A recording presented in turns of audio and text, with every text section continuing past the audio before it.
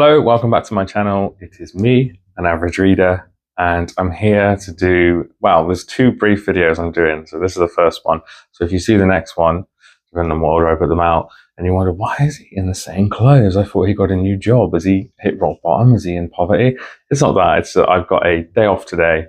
I've done a little bit of revision, and then I thought, you know what, I can do two videos so that I've at least got some new content to put out. This is sort of a celebration of getting to 1,000 subscribers, which I can't believe, so thank you so much. I'm just mind blown. I did my first video in May, and when I was trying to find out about the Kobo Libra color, I watched so many videos of people taking it apart and telling me all about the kaleidoscope technology and all of this stuff, which is interesting to me on the right day. But I just wanted to know, what is it like for an average reader, for someone to just be out and about, working, go to the park, reading the book? What's that experience like? And I just thought, well, no one else seems to have really done that, so I'm going to do it. And I did it, and it went really well. And I've got 1,000 subscribers, which is, yeah, amazing. So to celebrate, I wanted to do something that was book related, and I haven't lost my mind. There's a reason there's 3 copies of this book here. You probably guessed from the title, but I managed to go to a book event in London at the South Bank Centre to see Keanu Reeves in real life. And he talked about his book that was co-written with China Mieville called The Book of Elsewhere. I have talked about it before because it's a book I was desperately waiting for. So it was announced at the start of the year. My birthday was in August, and I think it came out in July. And so people were saying, what can we get you? And then they wanted to get me a book. So I put it on my list and I got it. So I think there's a book haul video for my birthday where I talk about this book. So if you haven't seen that, go back and watch that. How have I got and why have I got 3 copies? So the first one was a birthday present back in August. And I've been slowly working through that list of books I got in August. I'm still on Priory of the Orange Tree, which is so long that it's taking me ages to read it. And I'm feeling a bit bored. Everything's a bit stable. Everyone's a bit just sort of lingering, socializing and parties. And I'm just like, where are the dragons gone? So I might take a break from that soon, because from what Keanu Reeves read about this book, I really want to get stuck into it. But anyway, I got this one for my birthday, and then these 2 copies were given to us at the event. So when you got there was a book on the seat, and you could take it with you. So now we have 3 of them. So I think my stepdad loves sci-fi and things same way I do. One of them will be a Christmas present, and then I don't know what to do with the other one. But for now, I just enjoy the fact that I've got so many copies of his book. The event itself, obviously, I'm not going to give you a blow-by-blow of exactly what happened there. It was literally last night. I'm on a high from it. So I've made it no secret that Keanu Reeves is one of my favorite people ever. I just think he is so cool, humble, very down to earth, aside from the fact that he's like a millionaire. And his passion for being creative is just infectious. There's quite a lot of people there. I'm not sure how many of the people were there because they actually like the Berserker series that this book is attached to and wanted to read the book, or that they were just big Keanu Reeves fans. There were lots of people there in costume, which I wasn't expecting. People in like Matrix jackets. There was a guy dressed as John Wick. If any of you watch this video, hello. There was a lady sat next to me with a big Shadow teddy and Shadow t-shirt. I think China Mieville was supposed to be there the way they were talking, but he couldn't make it because there was 2 seats. So he had his editor with him, but it was an edit from America. So he said he'd never seen his cover before. It was a news reader who I can't remember the name of, who was interviewing him, who is quite well established in Britain. I'm going to find her name and I will put it here when I edit. It was just basically a Q&A, but one of the most magical parts of this event was he did a reading. So he did a reading right from the start of the book. And if you don't want to know anything about the story at all, then spoiler warning. And maybe I'll put some in here, and then when I take it off, you know that stop now. But it's when his character meets Freud, famous psychoanalyst Freud. To have Keanu Reeves reading the book to you with all of his little quirks and passion, and yeah, it's a moment I'll never forget. And there was a very, very strict no photography policy in this event. I did get some sneaky photos, which as I'm talking will be shown. They are very blurry, and thank God for the zoom capabilities of the Samsung Ultra series. That's all I'll say.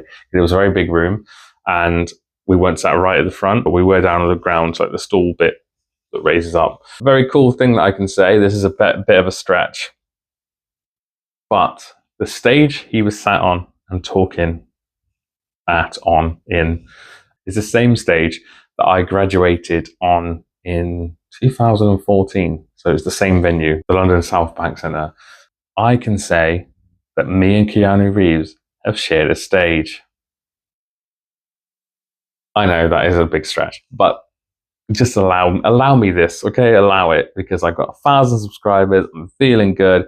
The event was good. I'm very excited to read this book. If you do want to read the book, if you see this, because I probably will do a review of the book after this, because it's weird that I'm talking about it before I read it. But I know so many little bits now from Keanu Reeves explaining it to us that so that the guy, it's about B, Berserker, who is worshipped in some ways as a god. In other ways, he's seen as like the devil. He has to kill. He is immortal. He's lived 80,000 years through so many different things. So there's quite a few historical things in this book and different periods of time.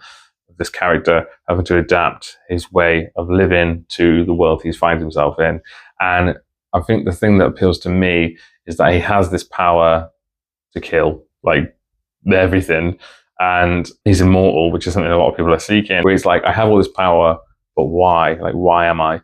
And I love stories like that. If any of you have read it, I'd love to know what you thought of it without spoilers in the comments. And then there was this really cool moment of like fan Q&A.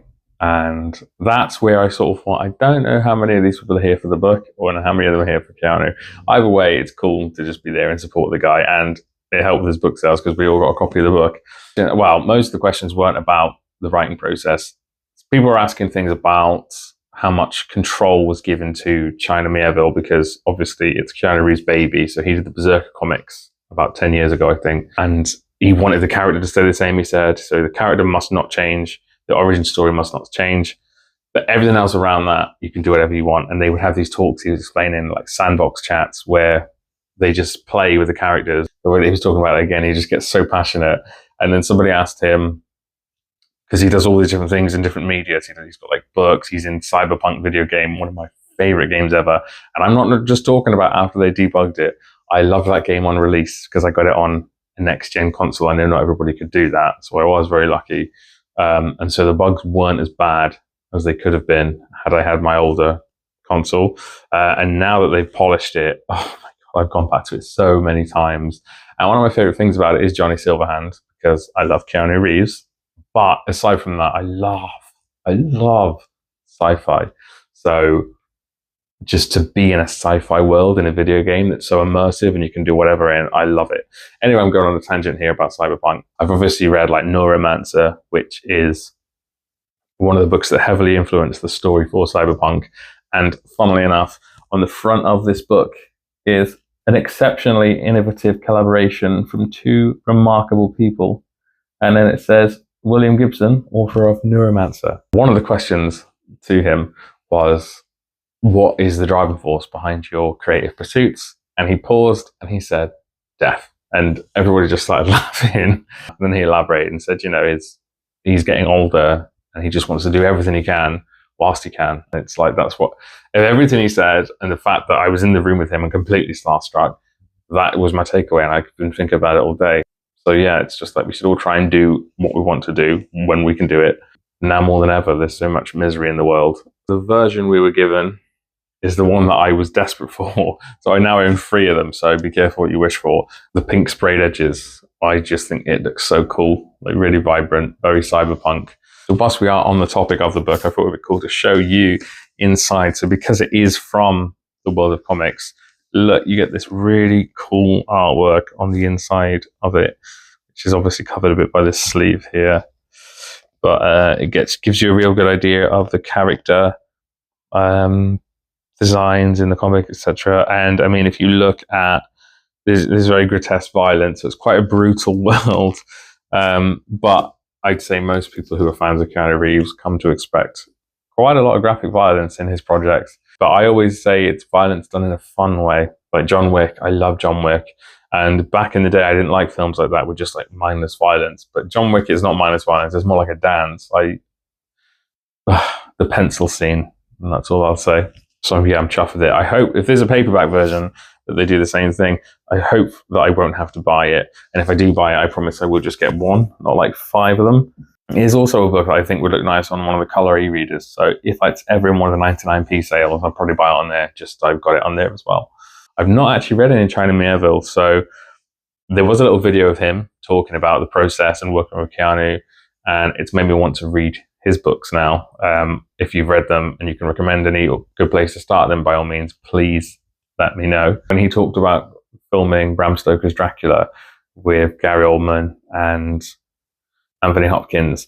So Bram Stoker's Dracula is one of my all-time favorite books.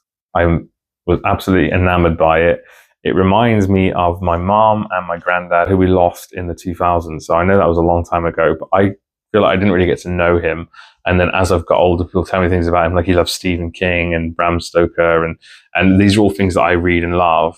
And so through that, I think the magic of books is that you can have that connection. And when I read Bram Stoker's Dracula, I'm often just like mind blown by the fact that these are the words my granddad read. And I wonder what he would have made of them and how he felt about them.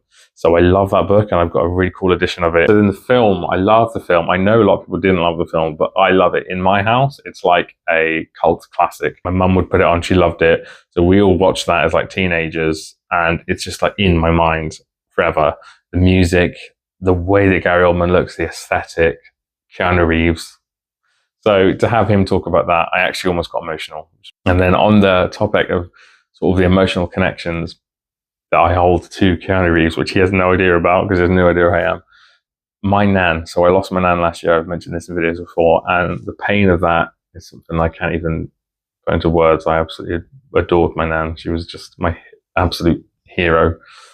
And one of the things that we used to love to do is watch action films. My nan is a bit like me, like she loved just like crazy violence, mad fight scenes, and we watched Netflix's Daredevil season 1 and 2 together. She was absolutely thrilled by it. The more the baddies got battered, the better. So I remember when we found out my nan had gone, a few weeks after, sort of you're going through the grief and you have all these thoughts all the time and most random things that come to you. And I was just like, oh, I can't believe I never showed my nan John Wick. Like, she would love John Wick. She was like really passionate about dogs. She loved dogs. And obviously, if you've not seen John Wick, he is passionate about dogs. Speaking to a member of my family literally last week and said I was going to go see Keanu Reeves in London. And she was like, oh, your nan loved Keanu Reeves. And I thought, no, surely not. I mean, how would she? And I was thinking, oh, maybe she thinks she's got the wrong person. So I said, like, Keanu Reeves, you're sure? The guy from like The Matrix and stuff. And she was like, the guy that kills people for his dog. She loved him. And I was like, oh. And I literally got emotional because I was just like, oh my God. So now that's another one of these little connections now. So I read Stephen King and Bram Stoker and that, and I think of my granddad. And now when I see John Wick beating the crap out of people, I'll think of my nan, who I absolutely adore and miss every single day. But I can't really say any more about that. It was just more of me to drop in and just say, thank you for getting me to 1,000 subscribers, and let you know how I celebrated, which was going to a book event, which I would really recommend if you can. I know it's hard sometimes. I grew up in a small town where things like that you just didn't have access to. But I do feel like times are changing. There's a lot of online events now. And if you can find cities that are close enough that you can get a cheap train ticket or coach or car or whatever, go to them. There are so many of these events on that I never even realized they're happening. We managed to get tickets for this like a week ago. I saw that Keanu Reeves was coming to London to do a talk about his book and was like, because it was literally on my shelf, on my to be read pile. So I thought, yes, I have to go. And I didn't know when we booked it that we also got copies of the book. But okay, I keep going on about that. I know. It's just I'm desperate trying to explain that I'm not some impulsive buyer who likes to just buy 56 versions of the same thing. But if you can go, you should go.